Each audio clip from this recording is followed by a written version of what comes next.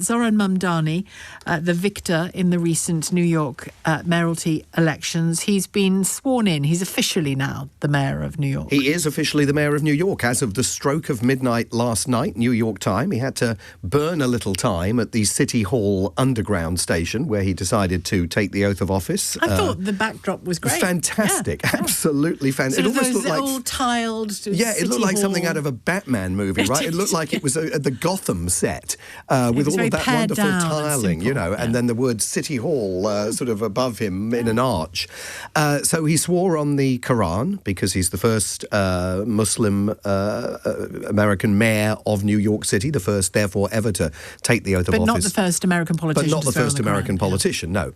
And your fabulous producer, Roxy, just pointed out to me that he also had to pay $9 in cash because his oath of office has formally to be filed, and so there's a $9 filing fee, and he was required to fork that over, which is a great bit of whip round for Mr TV. Mamdani, please. Yeah. So look, I mean, now the rubber hits the road for Zoran Mamdani, this young, radical, Democrat, socialist firebrand.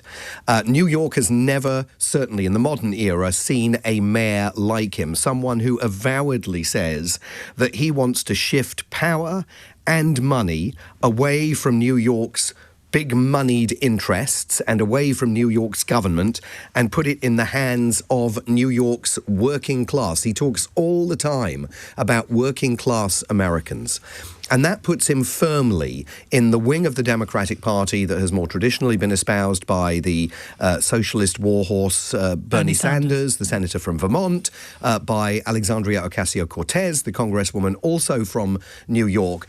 The Democrats traditionally have talked a lot more nationally about middle-class Americans than they necessarily do about working-class Americans. He's all about the working class, and his policies, which include introducing free childcare in New York City, free buses in the city.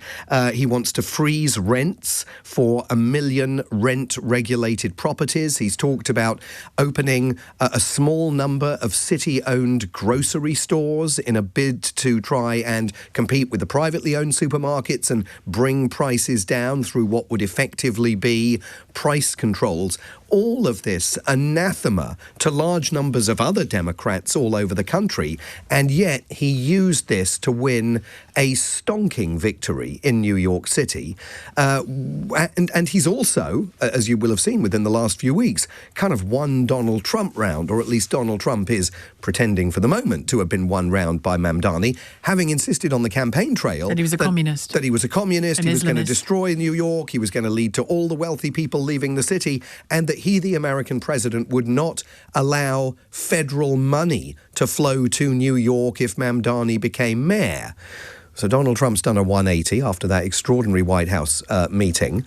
You kind of wonder, of course, whether Donald Trump has got an eye on his own business interests in New York, which remain substantial, and you know, wants to curry favour with the guy who's now running America's biggest city. But this is going to be a big litmus test for left-wing, progressive, democratic socialist policies in the United States at a time when the Democrats are struggling to figure out their own path forward. And of course, New York isn't the same or particularly representative of large parts of the rest of America, but the manner in which he campaigned, and those two names you mentioned, Alexandra Ocasio-Cortez and Bernie Sanders, they campaigned with him. Very much so. And there were it was a very different incarnation of the Democratic Party.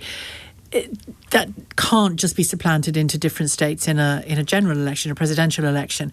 But the party more broadly will have been looking at their MO, won't they? And yeah, thinking, very much so. Because they feel dead in the water. Well, I mean, they have, to all intents and purposes, disappeared.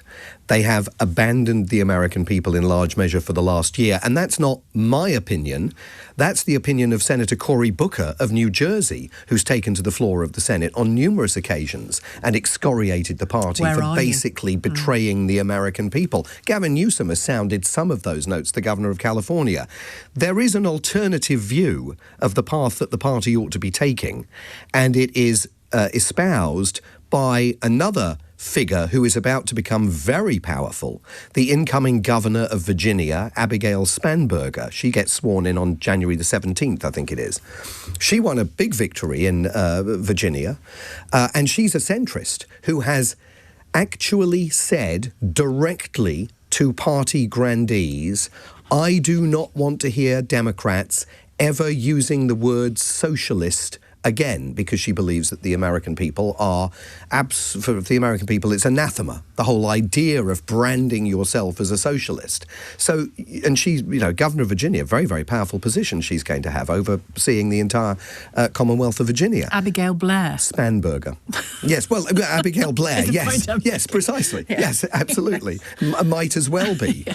And so, how does the Democratic Party resolve the fascination that so many grassroots Democrats have with what Mamdani's done in New York, with the desire of the elites and the powers that be who see in Spanberger the kind of centrist who isn't going to rock the boat too much and isn't going to offend the electorate. And some, heretofore, political realities, which is that New York isn't the rest of America. Yes, correct, so you can't absolutely. But equally, Virginia's not the rest of America either. So they have, the main thing they have to do is reintroduce themselves to the American public. And I think they can really only do that once they know broadly who they are. Let's talk about the big gun then, Donald Trump. The Supreme Court ruled on something interesting yesterday, which he will not have liked. Tell us what it is. Well, this is about his deployment of the National Guard in California, in Illinois, I think also in Memphis, Tennessee. And he announced yesterday with a flourish that he's pulling them all out, for the moment at least, although he indicated that he may send them back if he needs to, should the purported crime waves that they were sent in to deal with reignite. The crime waves were never really crime waves in the first place. But the Supreme Court basically forced his hand and said you didn't have the rights to do what you did. So he's had to return, for example, the California National Guard put it back under the command of Governor Gavin Newsom. He's not allowed to federalize the National Guard. We will still have the National Guard on the streets of Washington, D.C., because remember, that's not a state and its governance is restricted. When you say we, you live there. When I go back there to Washington next week, there's going to be National Guard troops, all over the centre of the city. So that's a victory for the Constitution, isn't it? Yes, for the moment, yes. He has other alternatives at his disposal that he has indicated he will not hesitate to use this year, if necessary, invoking the Insurrection Act to put armed troops on the streets of cities where he thinks there's a need to do so. And we've had people like Marjorie Taylor Greene via the Epstein, not just because of her stuff on Epstein, but via the Epstein files. She made her presence felt, didn't she, as an agitator against Donald Trump within the MAGA movement, and his approval ratings are woeful. Does he have the whiff of a lame duck president about him, or is that too early to say that? All of that is going to hinge on the outcome of the midterm elections in November. If the Democrats retake control of the House and or the Senate, and in their ideal world, both, he will be a complete lame duck and he will be tied up in impeachment knots for the remaining 2 years of his presidency. Marjorie Taylor Greene sniffs the possibility of presenting herself as the authentic leader of MAGA. He says she's a complete traitor. She sees change coming. J.D. Vance, the vice president, also positioning himself to be the party's presidential nominee in 2028. He's not a lame duck yet, but with approval ratings at around 39%, only 31% of the country approving of his handling of the economy, he's in trouble. However, approval ratings for Democrats in Congress, 18%. Even worse. So we think he's doing badly. Look at Democrats in Congress.